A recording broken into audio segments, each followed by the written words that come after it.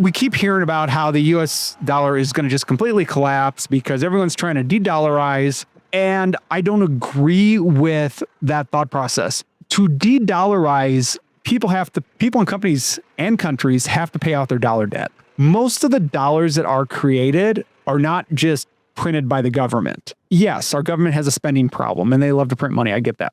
But most US dollars are created by banks. And a large percentage of those is in what's called the Eurodollar system, which is the US dollars that are created by European banks. They don't have any tie really to the US financial system.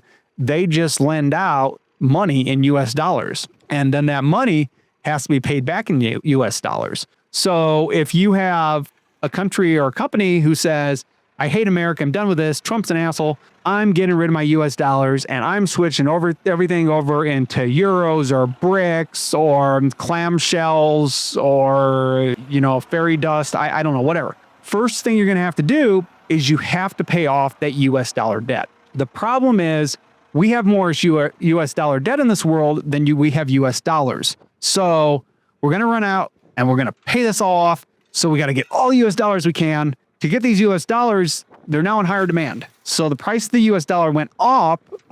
So in order to pay it off, it actually runs the US dollar through the roof, which is where the crisis is going to come from. Now, eventually, I guess all these companies and countries could default on their payments and not pay back their US debt. And, eventually, could it bring down the US dollar? Well, yeah, it could. But being that the US or the world economy runs on the US dollar, you would have to take down the entire world economy to take down the US dollar. And will the US dollar collapse at some point? Well, absolutely it will. I mean, it's a fiat currency. There's nothing backing it. At one point, it will fail.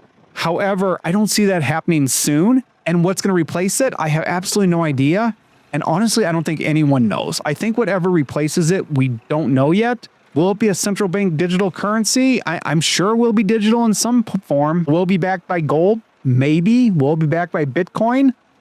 Probably not, but I can't rule anything out. I just think that we have a lot of unknowns right now. And, I'm going to stick with the US dollar until I see some evidence that, something else has a chance of, making some headway, which right now I do not.